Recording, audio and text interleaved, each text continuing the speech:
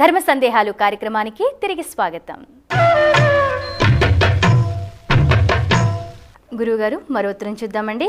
విజయవాడ నుండి కుటుంబరావు గారు పంపించారు. కలలో ఆదిశేషుడు కనబడితే అర్థం ఏంటి అని అడుగుతున్నారు. వట్టి సర్పం కనబడితే దోషం అంటే ఒకే పడగ, అదేదో రాబోయేటటువంటి కీడును సూచిస్తున్నది. అలాగే ధనం ఖర్చు కాబోతున్నది అనే ఊహ కూడా కల్పిస్తుంది.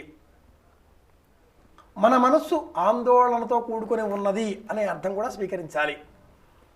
ఒక పడగ కాకుండా 5 పడగలతో 9 పడగలతో సహస్ర పడగలతో ఆదిశేషువే కనిపిస్తున్నాడు అంటే మనం శ్రీమద్ రామాయణ పారాయణం కానీ ఆ శ్రీమన్నారాయణమూర్తి సేవ కానీ చెయ్యాలి అని అర్థం. ఇది కీడు కాదు, శుభమే అని చెప్పుకోవాలి. దేవతారాధన చేస్తున్నట్లుగా కనిపిస్తే అది మనం నిత్యము చేసేటటువంటి అర్చనలలో ఏదో లోపాన్ని ప్రకటింపజేస్తుంది అని గుర్తుపెట్టుకోవాలి. అలాగే ప్రశ్నకు సమాధానం చెబితే మట్టుకు ఆదిశేషుడు కనిపించాడు, సమీపంలో ఉండేటటువంటి శ్రీమన్నారాయణ ఆలయానికి, రామచంద్రమూర్తి వారి ఆలయానికి వెళ్ళి అభిషేకం చేయడం, అలాగే విభూతి ధరించడం, కళ ఏదైనా కూడా వచ్చిన పిమ్మట నిద్రలోంచి మేలుకొన్న వెంటనే మనం దేవతాస్మరణ చేసి ఆ పిమ్మట భస్మం ధరించాలి. ఉదయము స్నానం చేసిన తర్వాత దేవతారాధన చేసిన పిమ్మట ఇంట్లో ఉండే పెద్దవాళ్లకు ఆ కళను గురించి చెప్పాలి. రామస్కందం హనుమంతం వైనతేయం వృకోదరం శైనేశ స్మరే నిత్యం దుస్వప్నం తస్య నశ్యతి. పడుకునే ముందు ఈ శ్లోకం చెప్పుకోవాలి. చెప్పుకున్నా కూడా ఒక్కొక్కసారి ఇలాంటి కళలు వస్తే కళలోంచి మేలుకున్న వెంటనే రామస్కందం హనుమంతం, రామచంద్రమూర్తిని, స్కందుడు కుమారస్వామిని, హనుమంతుడిని, భీముడిని ఇలా వీళ్ళని జ్ఞాపకం చేసుకుంటే ఆ కళల వల్ల వచ్చేటటువంటి దుష్ఫలితాలన్నీ కూడా దూరమవుతాయి అని కూడా సనాతన ధర్మం చెబుతుంది. రామస్కంధం హనుమంతం వైనతేయం గరుత్ మంత్రవాన్ని కూడా జ్ఞాపకం తెచ్చుకోవాలి. వృకోదరం శయనేచ స్మరే నిత్యం దుస్వప్నం తస్యతి. ఆదిశేషువు కల్లో కనిపించాడు, వెంటనే ఏదైనా విష్ణువాలయానికి వెళ్ళి స్వామి సేవలో మనం తరింపజేసుకోవాలి, అర్చన చెయ్యాలి అని అర్థం. వెంటనే భస్మం కూడా పెట్టుకోవాలి. గురువుగారు, మరో ఉత్తరం చూద్దామండి. చిలకలూరిపేట నుండి వెంకట్రావు గారు పంపించారు. రావణుడి 10 తలలు దేనికి ప్రతీక అని అడుగుతున్నారు. ఆయన దశకంఠ రావణుడు.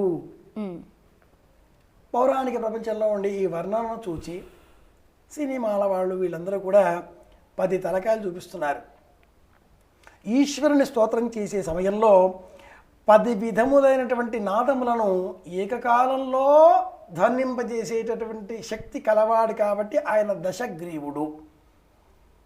గ్రీవము అంటే కంఠము అని అర్థం, అంతేగాని ఆయనకు 10 తలలు ఉన్నాయి అనే అర్థం కాదు. గ్రీవము కంఠము, గొంతుకే. 10 విధములైనటువంటి నాదముల చేత ఆ ఈశ్వరుడిని నాదాతను మనిషం శంకరం, పరమేశ్వరుడిని తృప్తిపరిచేటటువంటి వాడు కాబట్టి ఆయన రావణుడయ్యాడు. రావణ వీణ కూడా చాలా విశిష్టమైనటువంటిది, ప్రత్యేకతతో కూడుకుని ఉన్నది. ఎటువంటి తంత్రులు లేనటువంటి వీణ రావణ వీణ. స్వయంగా తన పేగుల్నే తీసి నాదమును వినిపింపజేస్తూ పరమేశ్వరుడినే సంతృప్తిపరిచాడు రావణుడు అని కూడా పౌరాణిక కథలు తెలియజేస్తున్నాయి. అయితే ఈ 10 అన్న సంఖ్య దశరథుడు, రాముల వారి తండ్రికి కూడా దశ అన్న పేరు ఉంది. అదేమిటండి అంటే 10 గుర్రములతో 10 రథములను ఏకకాలంలో ఏర్పాటు చేసి ఆ 10 రథములను ఏకకాలంలో ఒక సారథి నడిపింపజేస్తుంటే వాటిపైన తాను అధిరోహిస్తూ యుద్ధం చేసేటటువంటి వాడు దశరథుడు. 10 రథములపైన ఏకకాలంలో యుద్ధం చేసే నైపుణ్యము శక్తి కలవాడు అని ఆయనకు అర్థం. అలాగే ఇక్కడ కూడా దశగ్రీవుడు.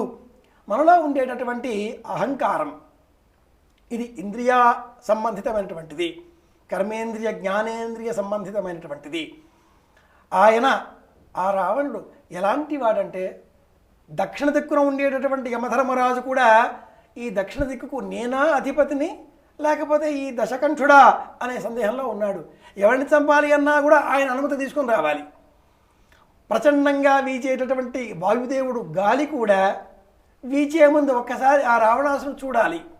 ఎలా వర్ణించారు ఆ రావణాసురుని సుందరకాండలో అంటే మహర్షుల వారు, రావణుడు అంతఃపురం బయట అలా ఎండకు వచ్చాడా, బయట వెనువీధిలో మెరిసేటటువంటి సూర్యనారాయణమూర్తి కూడా ఆ రావణుడిని మనోభావాలను గుర్తించి ఎండ ప్రతాపం తగ్గించుకోవాలి, పరిగెత్తాలి, నీడకు చాటుకు వెతుక్కుంటూ, అటువంటి వాడు రావణుడు. ఇలా చూశాడా సూర్యుడు కూడా గతి తప్పుతాడు అంటూ వర్ణించాడు మహర్షి వారు. కాబట్టి రావణుడు అంటే అర్థం ఇక్కడ 10 తలలు కాదు, ఇంద్రియముల చేత నడపబడేటటువంటి వాడు. ఇంద్రియాతీతుడు శ్రీమన్నారాయణుడు. మనమంతా కూడా ఇంద్రియముల వశవర్తులమే, ఇంద్రియముల వశంతో ప్రవర్తించేటటువంటి వాళ్ళమే. కాబట్టే ఈ కళ్ళు, ముక్కు, చెవి, నాలుక, చంద్రము, ఈ కర్మేంద్రియాలు, జ్ఞానేంద్రియాలు ఇవన్నీ కూడా 10 వెరసి వీటిని మన అధీనంలో తెచ్చుకునే ప్రయత్నమై శ్రీమన్నారాయణ శరణు వేడుతాం. వాడి ఇష్టం వచ్చినట్టుగా ప్రవర్తించేవాడు దశ గ్రీవుడు అవుతాడు, దశ కంఠ రావణుడు అవుతాడు. 10 తలలు మనలో ఉండేటటువంటి ఈ 10 విధములైనటువంటి మాత్సర్యములకు, అహంకారములకు ప్రతీక.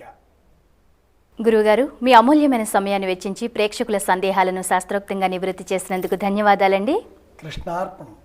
చూశారు కదా, ఇది వాళ్ళ ధర్మ సందేహాలు కార్యక్రమం. మీకు కూడా ఏమైనా సందేహాలుంటే మాకు రాసి పంపించండి. మా చిరునామా ధర్మ సందేహాలు, కేర్ ఆఫ్ భక్తి TV, road number 92, Jubilee hills, Hyderabad 5,96,000. మా ఇమెయిల్ ఐడి bhakti@gmail.com. రేపటి ధర్మ సందేహాలు కార్యక్రమంలో మళ్ళీ కలుద్దాం. అంతవరకు సెలవు. నమస్కారం. ఈ కార్యక్రమాన్ని మీకు సమర్పిస్తున్న వారు ఏజ్ బ్రాండ్ పూజా నువ్వుల నూనె.